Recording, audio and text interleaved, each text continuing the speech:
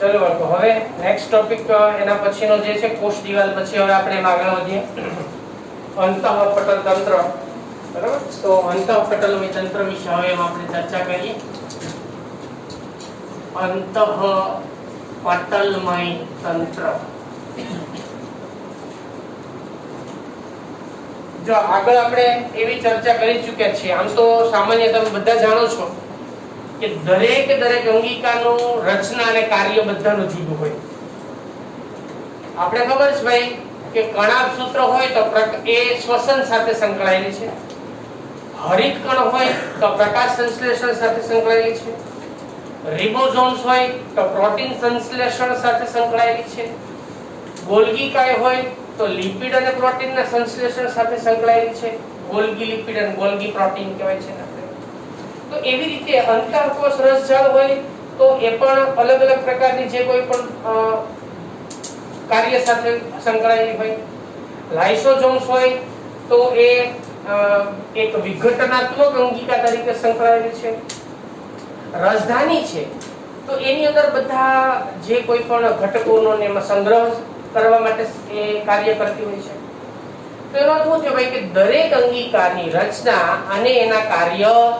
જુદા જુદા હોય કોઈના સમાન હોતા નથી છતાં પણ કેટલીક અંગિકાઓ એવી છે કે જે ભેગી મળીને એક પાર્ટનરશિપ કરે અને એ અંગિકાઓ જે છે ભેગી મળી અને પાર્ટનરશિપ કરી અને કાર્યનો એમાં ચોક્કસ પ્રકારના કાર્યો સાથે સંકળાયેલી હોય એટલા માટે આવી અંગિકાઓ ભેગી મળીને કોઈ રચનાનું નિર્માણ કરે જેના દ્વારા બનતા પટલમય તંત્રને અંતઃપટલમય તંત્ર કહે છે હું રિપીટ કરું છું ઘણી વખત કેટલીક અંગિકાઓ એકબીજા સાથે સંયોજાઈને એકબીજા સાથે સંકળાઈને એકબીજા સાથે જોડાઈને એક પટલમય તંત્રનું નિર્માણ કરે છે જેને અંતઃપટલમય તંત્ર કહેવાય મેં પહેલા કીધું તમને કે દરેક અંગિકાની રચના અને કાર્ય જુદા જુદા છે છતાં પણ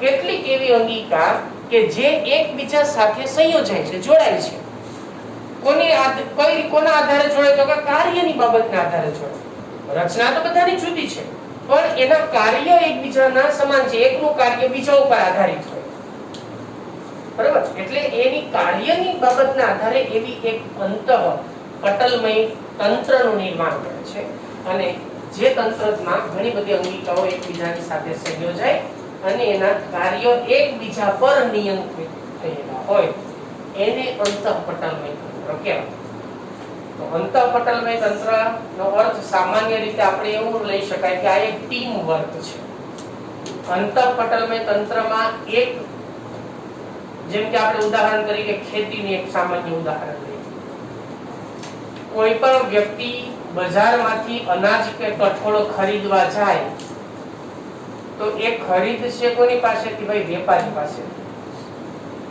વેપારી ક્યાંથી લાવશે એ મારું તો કે માર્કેટિંગ યાર્ડમાંથી ખરીદી લાવશે કોની પાસેથી ખરીદશે ખેડૂત પાસેથી ખરીદશે તો તમે સમજો જો ખેડૂત ઉગાડશે તો વેપારી પાસે આવશે વેપારી પાસે માલ હશે સામગ્રી હશે તો એ ગ્રાહકને પૂરું પાડશે કારણ કે આખી ચેન છે એવી જ રીતે ઘણી અંગિકા કે જે એક અંગિકા દ્વારા એ કામ થાય એની નીપજ બને બીજી અંગિકા એના કામમાં ઉપયોગમાં લેશે એની દ્વારા જે પ્રક્રિયા થાય એ ત્રીજી ઉપયોગમાં લેશે સમજ્યા વસ્તુ એટલે કાર્યને અનુલક્ષીને આવી અંગિકાઓ વચ્ચેનું એક જોડાણ આને અને ઈ જોડાણથી જે તંત્ર બને ઈ તંત્ર એટલે શું અંતઃપટલમય તંત્ર ક્લિયર રાખી વાત હવે તો અંતઃપટલમય તંત્ર એટલે બીજું કશું જ નથી ભાઈ અંગિકાઓના જોડાણથી બનતી રચના છે બરાબર તો આપણે એની અંદર જો બે ત્રણ વસ્તુ ખાસ યાદ રાખવા જેવી તમારે જો ઓબ્જેક્ટિવ પ્રશ્નની દ્રષ્ટિએ સૌથી પહેલા તો હું એમાં વાત મેં પહેલી તમને કરી એક જોઈશ આપણે કે દરેક અંગિકાની રચના અને એના કાર્યો બરાબર એ બધાના કેવા છે ભાઈ જુદા જુદા છે કોઈના એક સરખા છે બધાના જુદા જુદા કાર્ય છે છતાં ઘણી વખત કેટલીક અંગિકાઓ બરાબર જે એકબીજા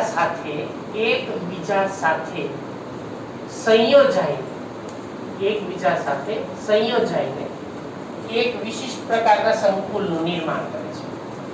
સંકુલ એટલે કે એક તંત્ર બનાવે છે. સંકુલ એટલે આપણે તંત્રની વાત કરીએ છીએ. તંત્રનું નિર્માણ કરે છે જેના કાર્યો એકબીજા સાથે સંકળાયેલા હોય છે. બરાબર, એકબીજા સાથે સંકળાયેલા હોય છે એટલે એકબીજા દ્વારા નિયંત્રિત થતા હોય એનો અર્થ એવો પણ થાય, સંકળાયેલા હોય છે, જેને અંતઃપટલ તંત્ર કહે છે. એટલે આખી જે આવા કાર્યની સાથે જે કોઈ પણ અંગિકાઓ સંકળાયેલી હોય, બરાબર, અને તેના દ્વારા બનતા તંત્રને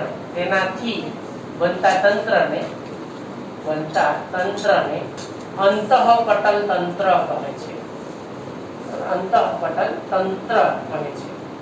એટલે એક અંગિકા બીજી અંગિકાના કાર્ય સાથે સંકળાયેલી હોય એમ નિયંત્રણ કાર્યની દ્વારા ઈ બનાવશે તો બીજી અંગિકામાં ઘટક આવશે તો એ બીજી અંગિકા એનું કાર્ય કરશે. બરાબર, એક મેં હમણાં તમને જે ઉદાહરણ આપ્યું છે. હવે પ્રશ્ન એ થાય કે તો આ અંતઃપટલ તંત્રમાં સમાવિત અંગિકા કઈ કઈ છે? તો આ ઓબ્જેક્ટિવ પ્રશ્ન. કઈ અંગિકા એવી છે કે જેનો સમાવેશ અંતઃપટલ તંત્રમાં થાય?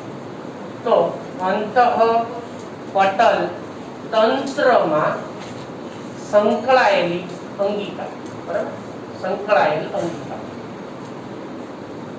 આ ઓબ્જેક્ટિવ પ્રશ્ન છે આમાંથી ખાસ. તો એમાં કોનો સમાવેશ છે? સૌથી પહેલા તો અંતઃ કોષ રસ જાળ આ પેલી અંગિકા છે. બરાબર, બીજી અંગિકા એમાંની ગોલ્ગી કાય અથવા ગોલ્ગી સંકુલ, ગોલ્ગી કોમ્પ્લેક્સ, અલગ અલગ નામ છે ને, જેને આપણે ગોલ્ગી કોમ્પ્લેક્સ પણ કહેવાય, ગોલ્ગી સંકુલ પણ કહેવાય, ગોલ્ગી સંકુલ એવું પણ નામ છે. એના પછીની અંગિકા લાઇસોસોમ્સ. બરાબર, અને છેલ્લી અંગિકા રસધાની. તો આ રીતે આપણે આનું તમારી હિન્ટ તમને હું આપું છું યાદ રાખવા માટે કે અંતે ગોલ્ગી લાય રસ.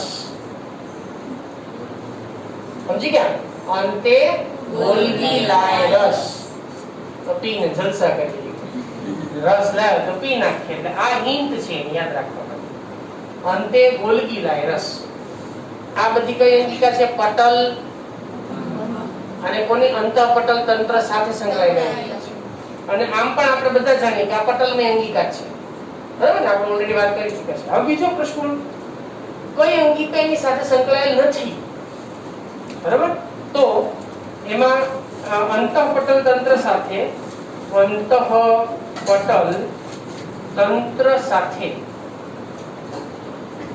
સંકળાયેલ ન હોય, યાદ રાખજો, ન હોય તેવી અંગિકા. તો એમાં આવશે સૌથી પહેલા કણાભ સૂત્ર, બીજું છે પરિકણ, પછી પેરોક્સિઝોમ. Very good, પેરોક્સિઝોમ. આ અંગિકાઓ એવી છે કે જેના કાર્ય એકબીજા ઉપર આધારિત નિયંત્રિત નથી હોતા. કણાભ સૂત્ર સ્વતંત્ર પ્રક્રિયા કરે છે શ્વસન માટેની. હરિતકણ પોતાની પ્રક્રિયા કરે છે પ્રકાશ સંશ્લેષણ માટેની. પેરોક્સિઝમ પોતાની પ્રક્રિયાઓ કરે છે અણુઓના કે એકથી બીજા ઘટકોની અંદર કે ઇલેક્ટ્રોનના આપ-લેની. દરેક અલગ અલગ પ્રકારની પ્રક્રિયાઓ જે છે એની સાથે સંકળાયેલી છે. શ્વસન સાથે પણ પેરોક્સિઝમ સંકળાયેલ છે. તો આ જે આખી વાત છે એને અંતઃપટલની તંત્ર કહેવાય. ખાસ યાદ રાખવા જેવી બાબતો આ જ છે. તો અંતઃપટલમાં તંત્ર એટલે શું? તો કે એક અંગિકાનું કાર્ય બીજી અંગિકા સાથે સંકળાયેલ હોય, અને અંગિકાઓ ભેગી મળીને એક પટલમય તંત્રમય રચનાનું નિર્માણ કરે છે. એને શું કહેવાય? અંતઃપટલમય તંત્ર કહેવાય. વાત થઈ ગઈ? હા, બરાબર. પછી બીજું શું થયું ભાઈ? કે એમાં કોણ કોણ અંગિકા આવે? અંતઃકોષ, રસજાળ, ગોલ્ગી કાય, લાઇસોસોમ્સ અને રસધાની. કોણ ન હોય? કણાભ સૂત્ર, હરિતકણ અને પેરોક્સિઝમ. ટોપિક પૂરો થયો. ક્લિયર? ચલો હવે આપણે આની અંદરથી બધી અંગિકા વિશે ચર્ચા કરીએ. એમાં સૌથી પહેલી અંગિકા આપણે વાત કરશું હવે એમાં અંતઃકોષ રસજાળ. ચાની વાત આને આપણે ER એન્ડોપ્લાઝમિક રેટિક્યુલમ તરીકે પણ ઓળખવામાં આવે છે. એને ઇંગ્લિશના શોર્ટ ફોર્મ ની અંદર આપણે ER કહેવામાં આવે. ER એટલે એન્ડોપ્લાઝમિક રેટિક્યુલમ, બરાબર? એન્ડોપ્લાઝમિક રેટિક્યુલમ એને ER તરીકે ઓળખવામાં આવે છે. ચાલો હવે આપણે આ અંગિકાનું સ્થાન, એની રચના અને એનું કાર્ય ત્રણ વસ્તુ ધ્યાનમાં રાખવાની છે. દરેક અંગિકાની અંદર આપણે શું યાદ રાખશું? એનું સ્થાન, રચના અને કાર્ય. અને અમુક અંગિકાની અંદર આપણે વૈજ્ઞાનિકોના નામ પણ યાદ રાખવાના થશે કે કયા વૈજ્ઞાનિક દ્વારા એની શોધ કરવામાં આવી, કોના દ્વારા એની રચનાનું વર્ણન કરવામાં આવ્યું, બરાબર? આ નામ પણ તમારે યાદ રાખવાનું થશે. ભલે આપણને ટેક્સ્ટ બુકમાં આપેલા ન હોય પણ નીટની અંદર ઘણી વખત પૂછાય છે. જેમ કે અંતઃકોષ રસજાળની વાત કરીએ તો સૌપ્રથમ એક વૈજ્ઞાનિક જેનું નામ છે ગાર્નિયર.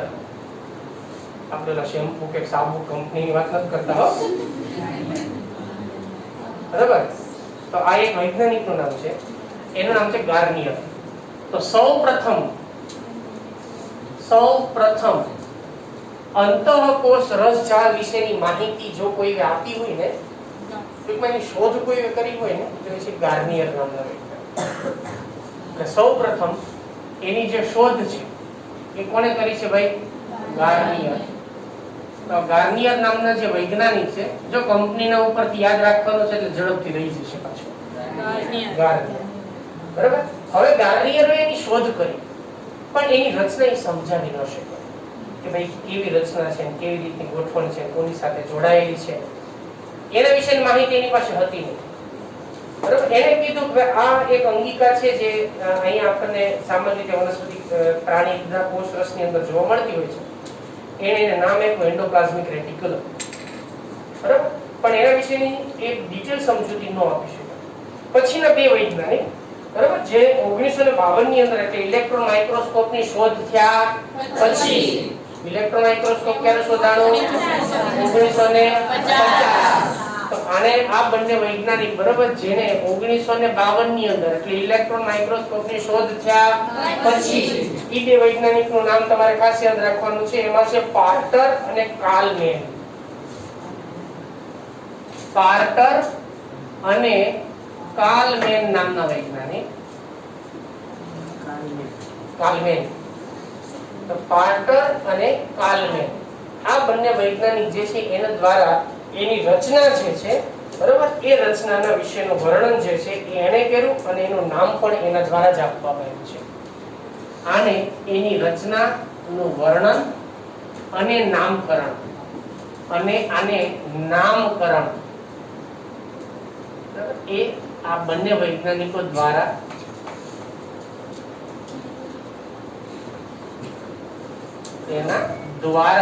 કરવામાં આવે. ચલો રેડી? એટલે આ એક વાત યાદ રાખજો ખાસ. હવે બીજો પ્રશ્ન એ છે કે આપણે થઈ કે શું બધા જ સુકોષ કેન્દ્રીય કોષમાં અંતઃકોષ રસજાળ હોય જ? બધામાં જ અંતઃકોષ રસજાળ હોય? આ પ્રશ્ન છે. એની આપણે એવું કહી શકાય કે કેટલાક કોષોની અંદર અંતઃકોષ રસજાળનો અભાવ હોય છે અથવા તો એ ગેરહાજર હોય છે. તો એવા કયા કયા કોષો છે? તો સૌથી પહેલા તો આપણા રક્તકણ. આપણા રક્તકણમાં અંતઃકોષ રસજાળ હોતી નથી. બીજું છે કેટલાક ભ્રૂણીય કોષો. ભ્રૂણીય કોષો એટલે કે જે કોષો ગર્ભનું સ્થાપન થયું પછી એમાંથી ભ્રૂણ બનવાનું શરૂ થયું. માતાના ગર્ભમાં બાળકનું જે ભ્રૂણનું સ્થાપન થયું ને એમાંથી ધીમે ધીમે એના કોષ વિભાજન થઈને ભ્રૂણ બનવાની પ્રક્રિયાઓ શરૂ થઈ. એના જે કોષો છે ને એને ભ્રૂણીય કોષો કહેવાય. ભ્રૂણીય કોષોમાં પણ અંતઃકોષ રસજાળ હોતી નથી. તો બીજો કોષ કયો? ભ્રૂણીય કોષ. ત્રીજો છે અંડકોષ. અંડકોષની અંદર પણ માદા પ્રજનન કોષ, જેને આપણે અંડકોષ કહીએ છીએ, તો અંડકોષની અંદર પણ અંતઃકોષ રસજાળ હોતી નથી. તો ભાઈ ત્રણ કોષોમાં અંતઃકોષ રસજાળ હોતી નથી, બરાબર? તો શેમાં ઈ આપ્યું છે? સૌથી પહેલા મેં શું કીધું? રક્તકણ એટલે માનવ રક્તકણ. બીજો મેં કયો કીધો? ભ્રૂણીય કોષો. કયા કોષો? ભ્રૂણીય કોષો. બરાબર, ઘણા ભ્રૂણીય કોષો. અને ત્રીજા મેં કયા કીધો? અંડકોષ. માદા અંડકોષ. તો આ ત્રણેય કોષો એવા છે કે જેમાં અંતઃ કોષ રસજાળ, જો હું શોર્ટ ફોર્મ માં લખું છું ER એટલે સમજી ગયા તમે? ER એટલે શું? કોષ રસજાળ. બરાબર, એટલે ધ્યાન રાખજો. જેમાં ER ગેરહાજર હોય છે. તો આ કોષોમાં ER હોતી નથી. તો હવે શેમાં હોય છે? તો કે એ સિવાયના બધા જ કોષોની અંદર એના કોષ કેન્દ્ર સાથે જોડાયેલી અને સમગ્ર કોષ રસમાં ફેલાયેલી, સમગ્ર કોષ રસમાં ફેલાયેલી અને કોની સાથે જોડાયેલી? કોષ કેન્દ્ર સાથે. કોની સાથે? કોષ કેન્દ્ર સાથે. તો હવે સમજો, કોષ કેન્દ્રની હું આકૃતિ હમણાં સમજાવું છું તમને. કોષ કેન્દ્રના બાહ્ય પટલ, કોષ કેન્દ્રમાં કેટલા પટલ હોય? બે. એક બાહ્ય પટલ, બીજો અંતઃ પટલ. તો કોષ કેન્દ્રના બાહ્ય પટલ સાથે સંકળાયેલ અને સમગ્ર કોષ રસમાં પથરાયેલ અંગિકા છે.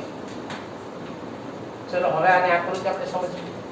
ધારો કે આપણી પાસે આ કોષ કેન્દ્ર છે. કોષ કેન્દ્રના કેટલા સ્તર હોય? બે. આ કોષ કેન્દ્રનું ધારો કે અંતઃ સ્તર છે અને આ બીજું કોષ કેન્દ્રનું બાહ્ય સ્તર છે. આ કોષ કેન્દ્રની રચના છે. બે સ્તરની વચ્ચે અવકાશ હોય એને આંતરકોષ કેન્દ્રીય અવકાશ કહેવાય. આંતરકોષ કેન્દ્રીય પટલીય અવકાશ કહેવાય. એની વચ્ચેના ભાગે નાના નાના છિદ્ર જેવી રચના પણ આવેલી હોય. જો હું અહીંયા ખાલી દર્શાવું છું, આપણે કોષ કેન્દ્રની રચનામાં આના વિશે ડિટેલમાં અભ્યાસ કરશું. નાના છિદ્રો અને કોષ કેન્દ્રીય છિદ્ર, પટલીય છિદ્રો કહેવાય. તો બાહ્ય સપાટી એટલે બહારનો ભાગ થયો કે નહીં? એ બહારના ભાગની સાથે સંકળાયેલી અને સમગ્ર કોષ રસમાં પથરાયેલી એક નલિકામય રચના. તમને એની થપ્પીઓ જેવી રચના બતાવીશ ને, તો અહીંયા ઈ બેવડી, કેમ કે આ બેવડા પટલની રચના છે, તો આ રીતની એની અંદર આપણને શૃંગ અને ગર્તની રચનાઓ જોવા મળશે. શૃંગ અને ગર્ત એટલે આ રીતે આપણને એની અંદરની સપાટી બધી ફેલાયેલી હોય. અહીંયા કોષ દિવાલ હોય, સમજો ત્યાં સુધી પ્રસરેલી હોય. તો અહીંયા પણ એવી જ રીતે આ બાજુ પણ એવી જ રીતે આપણને પથરાયેલી જોવા મળતી હોય છે. બરાબર?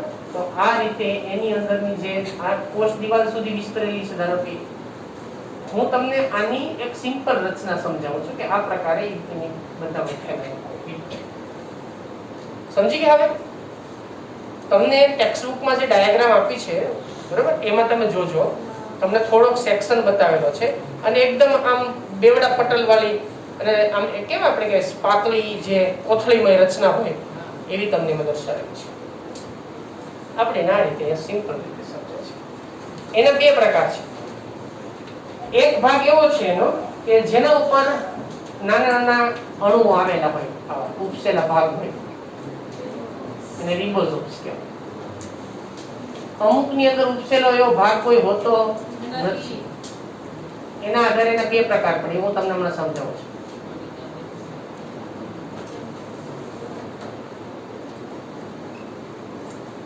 તો અંતઃકોષ રસજાળ, બરાબર, એના વિશે વાત કરીએ છીએ. આ કોષ કેન્દ્ર છે, અહીંયા કોષ કેન્દ્રિકા છે. કોષ કેન્દ્રમાં અંદર શું હોય? કોષ કેન્દ્રિકા.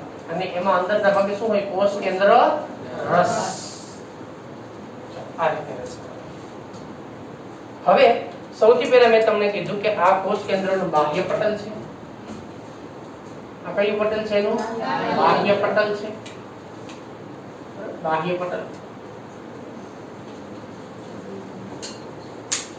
આ અંતઃકોષ રસજાળ છે, પણ અહીંયા રિબોસોમ્સ એના ઉપર આવેલા છે. આ જે ટપકા દેખાય છે ને આપણને લાલ કલરના, એને શું કહેવાય? રિબોસોમ્સ. જે અંતઃકોષ રસજાળ ઉપર રિબોસોમ્સ આવેલા હોય ને એને કણિકામય અંતઃકોષ રસજાળ કહેવાય. કણિકામય એટલે રફ એન્ડોપ્લાઝમિક રેટિક્યુલમ આવું કહેવાય. રફ એટલે ખરબચડી સપાટી હોય, રફ સપાટી કે ને આપણે રફ ખરબચડી એન્ડોપ્લાઝમિક રેટિક્યુલમ. હવે જો આની સપાટી ઉપર કે રિબોઝોમ્સ નથી એટલે આ કણિકાઓ શેની કણિકા હોય એમાં રિબોઝોમ્સની કણિકા હોય. તો આને કેવી કહેશું આપણે? આ કેવી થશે? એમાંની કણિકા વિહીન, કણિકા વિહીન અંતઃકોષ રસજાળ. આને શું કહેશું આપણે? સ્મૂથ એટલે એકદમ લીસી સપાટી વાળી છે. સ્મૂથ એન્ડોપ્લાઝમિક રેટિક્યુલમ એને શું કહેવાય? SER. તો એન્ડોપ્લાઝમિક રેટિક્યુલમ ના કેટલા પ્રકાર છે બાળકો? 2. તો આ રીતે આપણને એન્ડોપ્લાઝમિક રેટિક્યુલમ ના 2 પ્રકાર કોની હાજરીના આધારે? રિબોઝોમની હાજરીના આધારે. તો આપણે લખવાનું કે રિબોઝોમ્સની હાજરીના આધારે 2 પ્રકાર પડે. આધારે એના 2 પ્રકાર પડે. તો આની અંદર એના જે પ્રકાર છે બરાબર 2 પ્રકાર, એ બંને પ્રકાર વિશે આપણે હવે ચર્ચા કરીએ. સૌથી પહેલો પ્રકાર એમાંનો બરાબર જેને આપણે કહેશું શું? SER એટલે શું? Smooth endoplasmic reticulum. ગુજરાતી શું થાય એનું? કણિકા વિહીન અંતઃકોષ રસજાળ. અને બીજો પ્રકાર થશે એનો કયો? કણિકામય. બરાબર એટલે RER રફ એન્ડોપ્લાઝમિક રેટિક્યુલમ. અને એની ગુજરાતીમાં કહેશું આપણે કણિકામય અંતઃકોષ રસજાળ. 2 પ્રકાર છે. તો હવે આમાં રિબોઝોમ્સ ગેરહાજર કે હાજર? ગેરહાજર. એટલે એની સપાટી પર રિબોઝોમ્સ કે ચોટેલા હોતા નથી. અહીંયા રિબોઝોમ્સ હાજર. બરાબર, અહીંયા રિબોઝોમ્સ હાજર.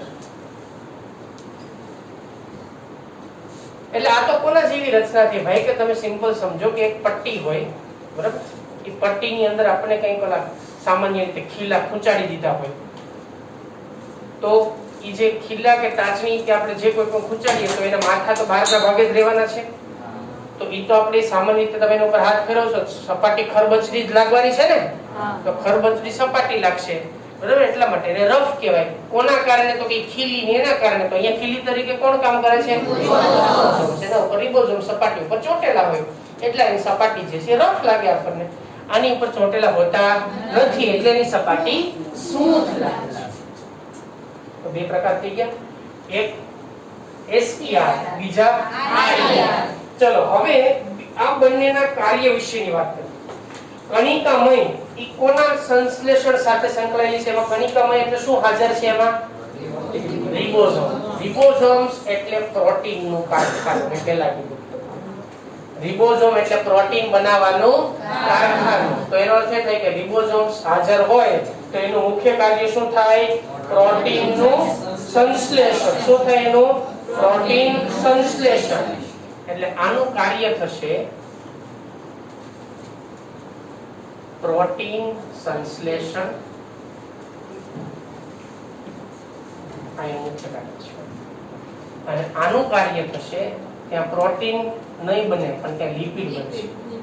એટલે આ શું કામ કરશે? લિપિડનું સંશ્લેષણ. તો RER બરાબર જે ખૂબ વિસ્તરેલી અને બાહ્ય કોષ કેન્દ્રીય પટલથી શરૂ થઈને આખા કોષરસમાં ફેલાયેલી હોય અને પ્રોટીન સંશ્લેષણ અને સ્ત્રાવી કોષો જે છે એમાં આનું પ્રમાણ સૌથી વધુ છે. RER નું પ્રમાણ શેમાં વધુ હોય? કયા કોષોમાં એનું પ્રમાણ વધુ હોય? કે જે કોષોમાં પ્રોટીન સંશ્લેષણની આવશ્યકતા વધુ હોય, પ્રોટીન સંશ્લેષણ કરતા કોષો અને સ્ત્રાવ કરતા જે સ્ત્રાવી કોષો છે ઈ સ્ત્રાવી કોષોમાં એનું પ્રમાણ બીજા કોષો કરતા વધુ માત્રામાં હોય છે. બરાબર. સેમ એવી જ રીતે જો આપણે SER ની વાત કરીએ તો જે લિપિડનું સંશ્લેષણ જ્યાં થતું હોય અથવા તો સ્ટીરોઇડલ અંતઃસ્ત્રાવોનો જ્યાં સ્ત્રાવ થતો હોય એની અંદર કોનું પ્રમાણ વધારે હોય? SER. કોનું સંશ્લેષણ? લિપિડ સંશ્લેષણ. અને પ્રાણીઓમાં જો આપણે વાત કરીએ તો પ્રાણીઓમાં સ્ટીરોઇડલ અંતઃસ્ત્રાવો, સ્ટીરોઇડલ હોર્મોન્સ, આ જે અંતઃસ્ત્રાવોનો સ્ત્રાવ થાય, બરાબર, એનો સ્ત્રાવ કરતા કોષોમાં એનું પ્રમાણ જે છે એ વધારે માત્રામાં જોવા મળે છે. સ્ટીરોઇડલ અંતઃસ્ત્રાવ અને લિપિડ સંશ્લેષણ સાથે સંકળાયેલા કોષોમાં વધારે હોય, પ્રોટીન સંશ્લેષણ અને સ્ત્રાવી કોષોમાં આ વધારે આવે. તો અહીંયા આપણે બંને વિશેની ચર્ચા થઈ ગઈ, કાર્ય પણ થઈ ગયા બંનેના શું છે. તો આના આધારે આપણે આ જે અંતઃકોષ રસઝાડ એ જે પાર્ટર અને કાલ્મેન નામના વૈજ્ઞાનિક દ્વારા એનું નામ આપ્યું ને એની રચનાનું વર્ણન કર્યું ને ગાર્નિયર જે છે એને સૌથી પહેલા એની શોધ કરી હતી. ક્યાં નથી એના વિશે મેં તમને વાત કરી, બરાબર. આ સિવાયના બધા જ સુકોષ કેન્દ્રીય કોષોમાં આપણને ફરજિયાત બધામાં જોવા મળે જ છે. અને એની રિબોઝોમ્સની હાજરીના આધારે એના બે પ્રકાર પડે છે, બરાબર. એક SER અને પ્રકાર. બરાબર. પરિવાર ઓકે.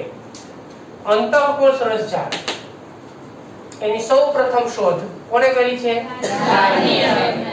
એનું વર્ણન અને નામ જેને આપ્યું છે ઈ કોણ?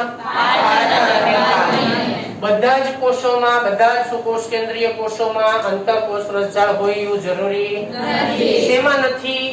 માનવના રક્તકણ, મુનિ કોષો, અંડકોષોમાં એન્ડોપ્લાઝમિક રેટિક્યુલમ બાકીના બધામાં હાજર હોય છે. હવે ઈ કોની સાથે સંકળાયેલી છે? તમે જો શું કીધું? કોષ કેન્દ્રના બાહ્ય પટલની સાથે સંકળાયેલું હોય, કોષ રસમાં, સમગ્ર કોષ રસમાં પથરાયેલું. ક્લિયર? હવે ચાલો, હવે ઈ ક્યાં છે, કોની સાથે જોડાયેલી છે, પથરાયેલી ક્યાં છે એની વાત થઈ ગઈ. શોધ ક્યાં થઈ એની વાત થઈ ગઈ. કોમન શેમાં નથી, શેમાં હાજર એની વાત થઈ ગઈ. હવે એના પ્રકાર અને એનો કાર્ય. તો કોના હાજરીના આધારે બાળકો? રિબોઝોમ્સની. કેટલા પ્રકાર પડશે? એક કઈ? બીજો SER એટલે RER એટલે SER કયા કોષોમાં હોય? જ્યાં અને બીજું સ્ત્રાવ છે, સ્ટીરોઇડનો સ્ત્રાવ થાય ત્યાં. RER ક્યાં વધારે હોય? અને આનું કામ શું છે? આનું કામ શું છે?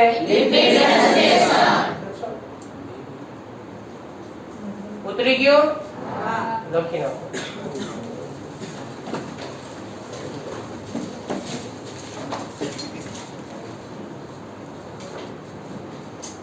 ચલો એક વાત આમાં આપણે ઉમેરીએ છીએ.